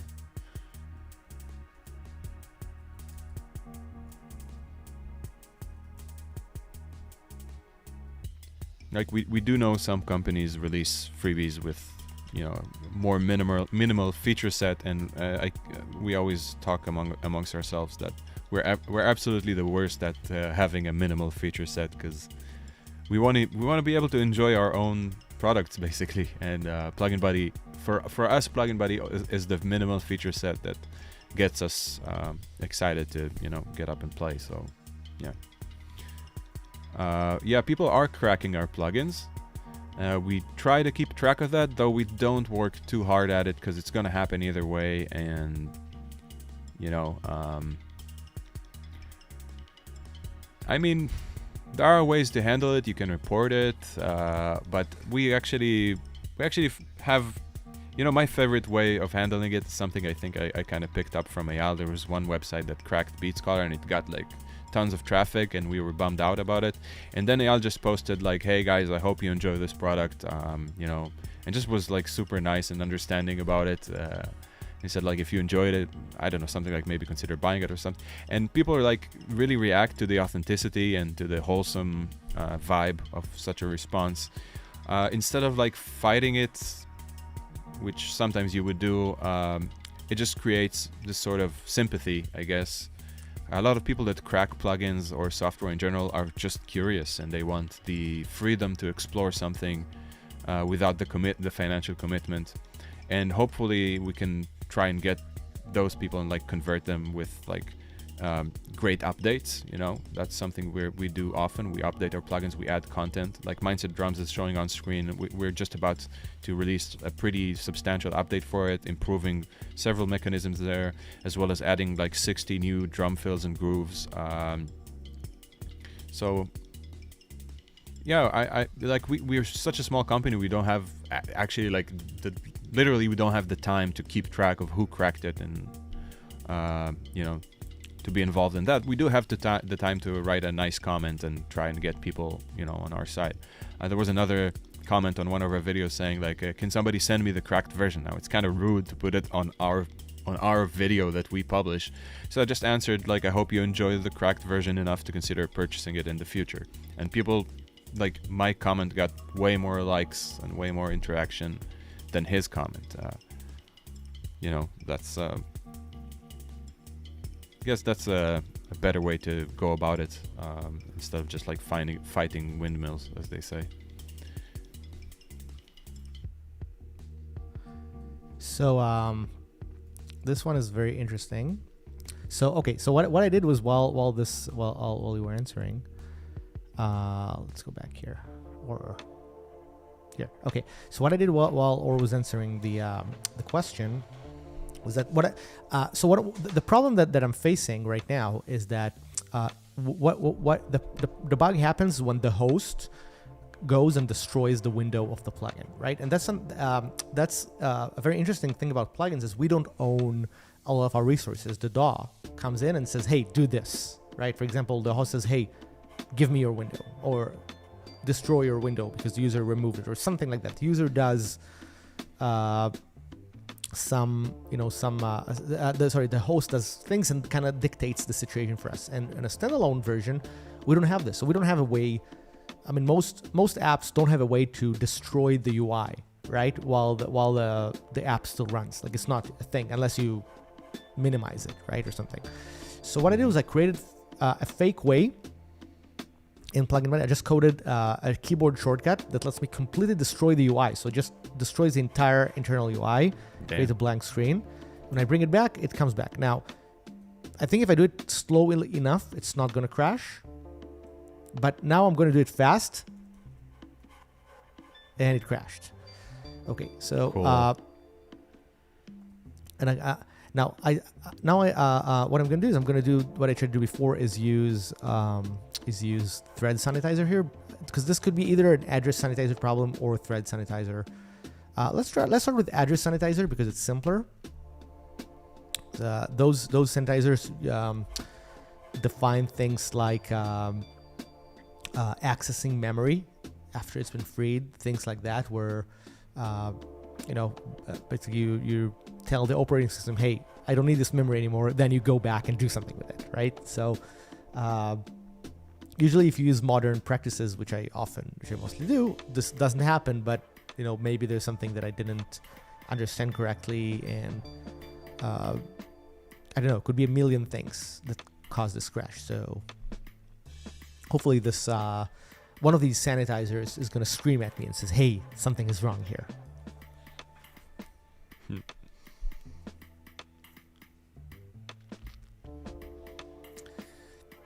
Meanwhile, as we were talking, I also made a decision to order Mexican food. Oh, well, I'm hungry too. That's a brilliant idea. You're so lucky to have such great Mexican food right next to you. Yes, that's really... I mean, the food...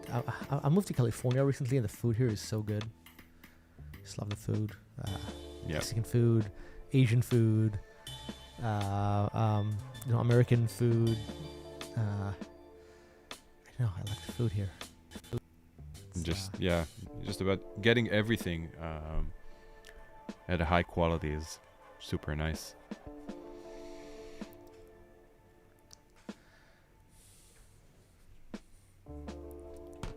So, sorry to ask, what are we waiting on in terms of our product here? Oh, is it like building or? Yes, it's a question. Oh, there we go. Have you ever tried European food? I mean, I definitely tried Italian food, which is phenomenal. I love Italian food. Or and I, when we toured, we played a bunch of places in Europe. So Italy, I would say, has the best food of any country in the world. Don't you think? Easy. Don't you agree?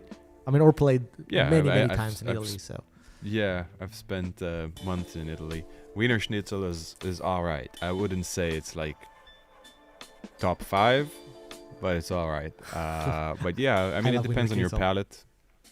Yeah, it's wonderful, but it's like, I really enjoy Spanish food. Like food in Spain for me is brilliant because I really like basically a lot of diversity when I eat. Hey, I don't know if you noticed this, but Thread Sanitizer discovered something which is very likely the cause of the bug. So immediately when I destroyed the window, and it has to do with the visualizer, here you go.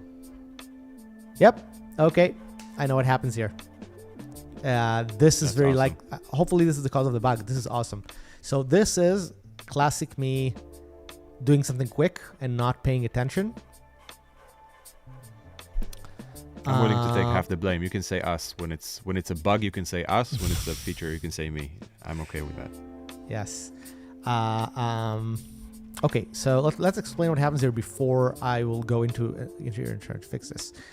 The threading model of the visualizer. This is again the visualizer thing that does the crash. Not any of the external plugins, from what I can tell at least. The problem is this. Oh wow, this is such an interesting model. So this. This is a function that's called on another thread, and then when it finishes, it calls like an ending function on the message thread. But I think what this code didn't anticipate, as it should have, is that this whole thing that holds this whole object probably could be destroyed.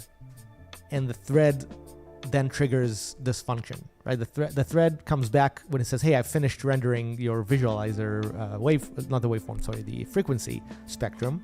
I finished with that. Now go and paint it on your screen." That's basically what it says to the other thread, like, hey, take this nice path or points from the path. But I think I was not anticipating the fact that this could be destroyed midway through.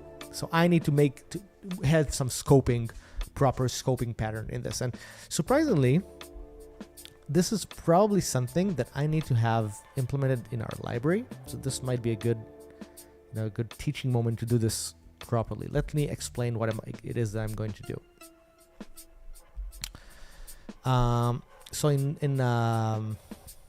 I'll probably write this as like a generic library object. So in Juice, Juice have two ways to take something from one of the threads and bring it to the UI. Or not even from inside it. It could be even for the UI itself, but then call it on the UI thread later, right? So you want something that's going to be called whenever, in a way that's synchronized with the UI, but not right now, right? So for example, if you have some multi-threaded action happening, you need to blend some data back. The problem with the way Juice does it is that it offers two methods. One is to say, hey, call this on the message thread. Like you have a free function that calls the thing on the message thread. But the problem with that function is that it's global, right? So like it says, hey, just go and call this on the message thread later, and you pass some data into it, right? So you might pass pointers into it. So these pointers might just go out of scope. So whenever you're back, you might not be valid to call anymore. Now, usually in the Juice world, you can connect this. You can, in the contents of the function, connect this to the lifetime of a component. There's this thing called a save pointer. But I'm not sure. This thing called FFT Visualizer, I'm not sure if it's a component. If this was a component, oh, you know what? No, it is not a component. It's just like a class. And the problem is this. That means that when I'm here calling this,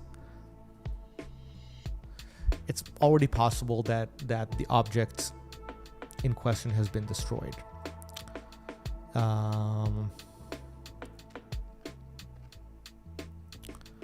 Sorry, I'm just answering comments and stuff on our socials, so sorry if I'm being silent. No, of course, it's good. Good, thanks. And I think here's what happens. I need a scope weight so that if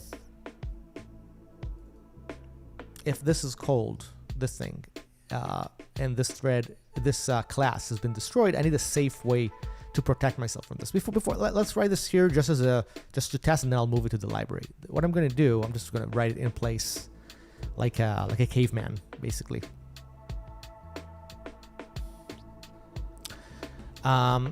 This would need to be something like scoped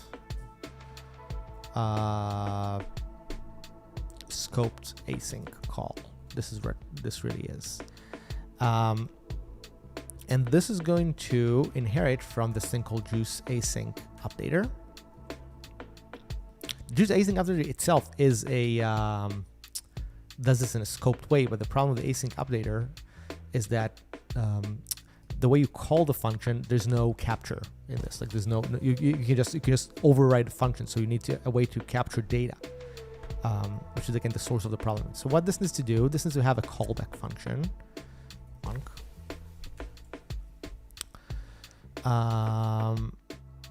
Callback function is just a class that we have that wraps a stud function with a couple of little helpers. And then this also needs to have a critical section, because this could be called from multiple threads, so we need a lock here. This will not be called for the audio thread, but it can be called from side threads. So then I do something like call, and I give it the function.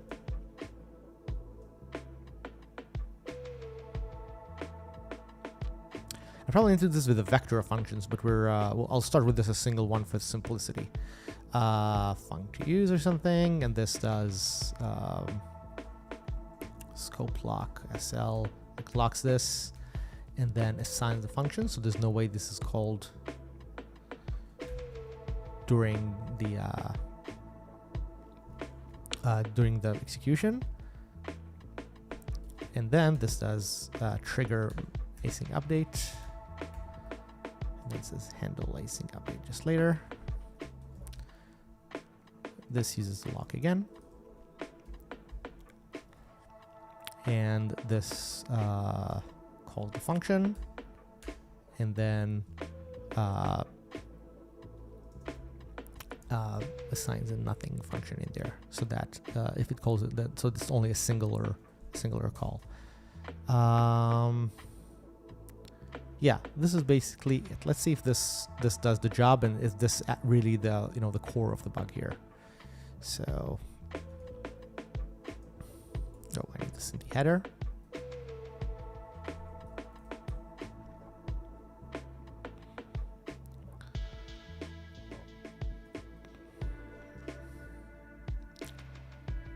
That the reason why it works like this using the async updater is it's scoped, so it knows that if this is destroyed, it would not call the function. At least to my knowledge, this is how it should be working. So async call or something, and then instead of doing this, I would do async call. Let's see if this is going to be a good solution to the problem that prevents the crash.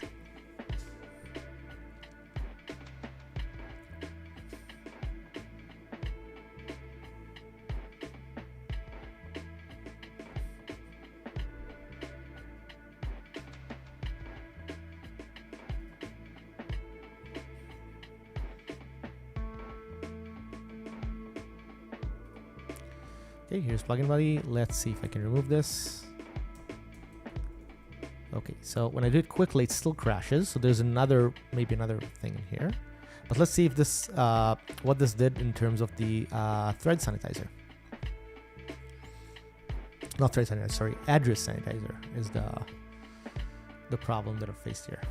So there might be more than one object that kind of deals with a similar problem.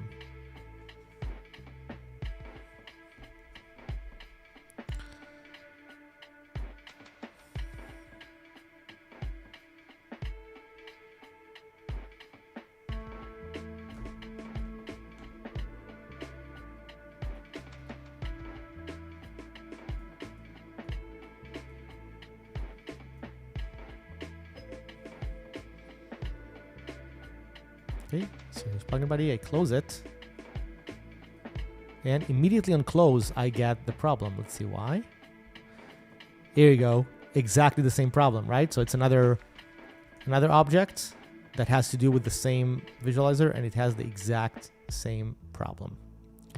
That's good. That means that I probably should be okay. That will be a good chance to move this to the library, because now a bunch of objects are using this and facing the same issue.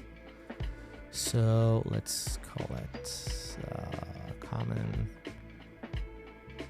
Sorry, where is that? Events, threads.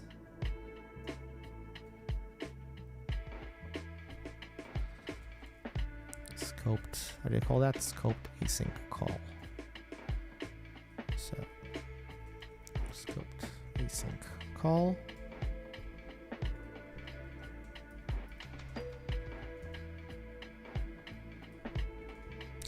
Let's put it inside of the module.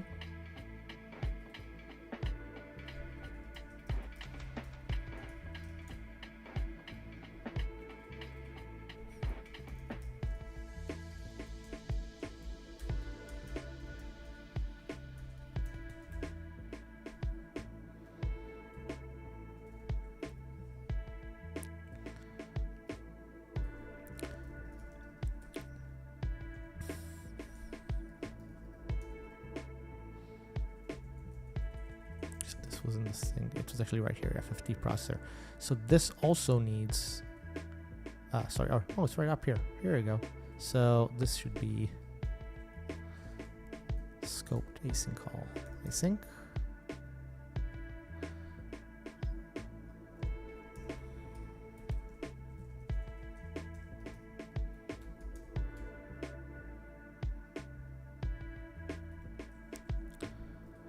Yeah, hopefully this would be good enough. Let's see if these are the two main problems.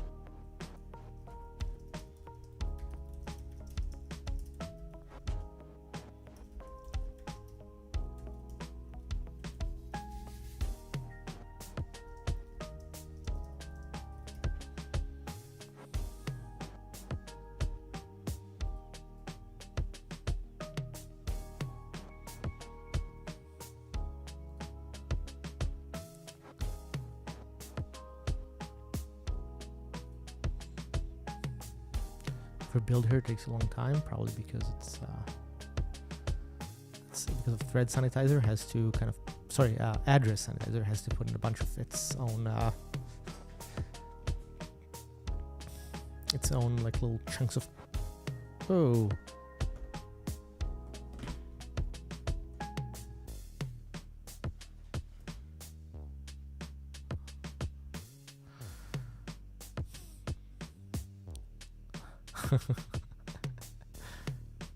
background of your own streams.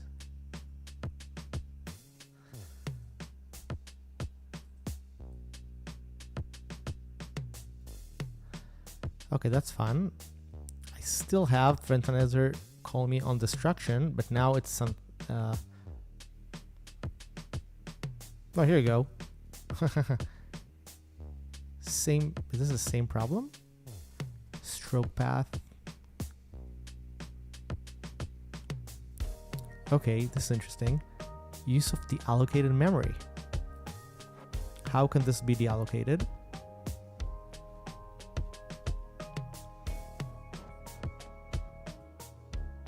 I'm surprised this didn't come up until now, by the way. Yeah, that's weird, right?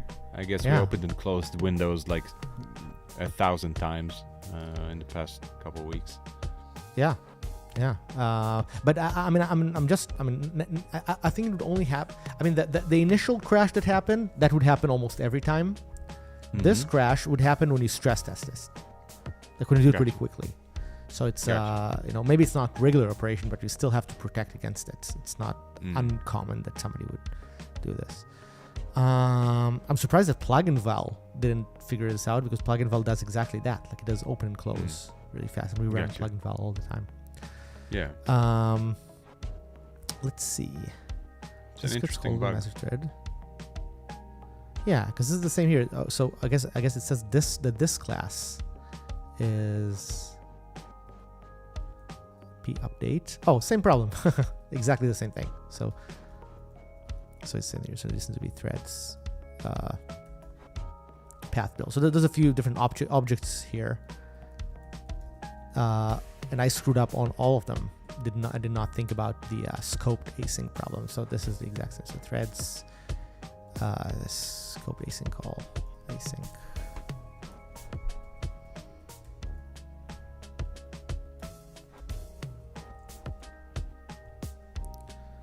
Yeah. So let's try again. Let's see if there's another criminal in here. And if there's no other criminal, we can think of getting this version deployed to somebody and see if we can. That'd be awesome. See if that works. Yeah. Okay, plugin body, and let's close the window. Look at this. No warnings. No warning. Oh, there it is. What is that? Spoke too soon, huh? Spoke too soon. Spoke too soon.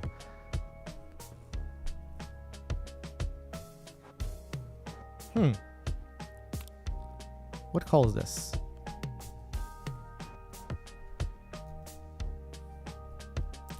Okay, this does come from my scoped call.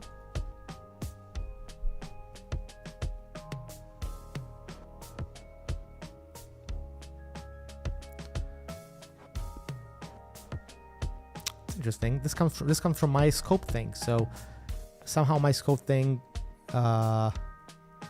gets assigned this function. So interesting.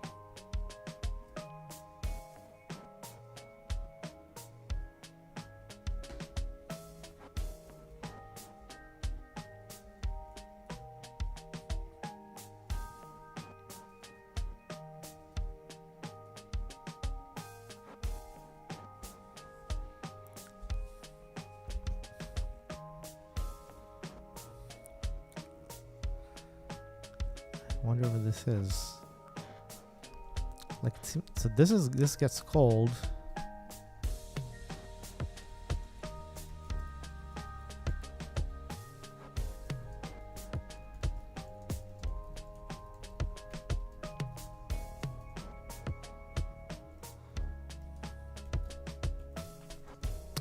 See what's the ownership model of this thing. So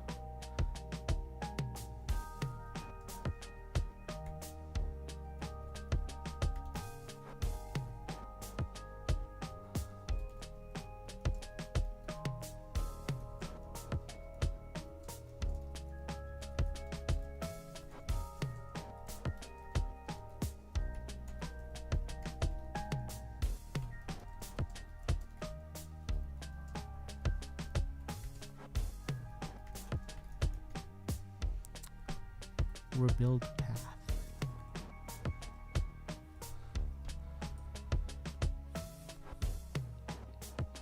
So I'm gonna have to jump off just about now. If that's Yeah, okay. yeah, me too. So I'm going to continue this hopefully later. So thank you everyone for joining in. It's been a few hours. Yeah. And see you all soon. Awesome. This is fun. Bye, guys.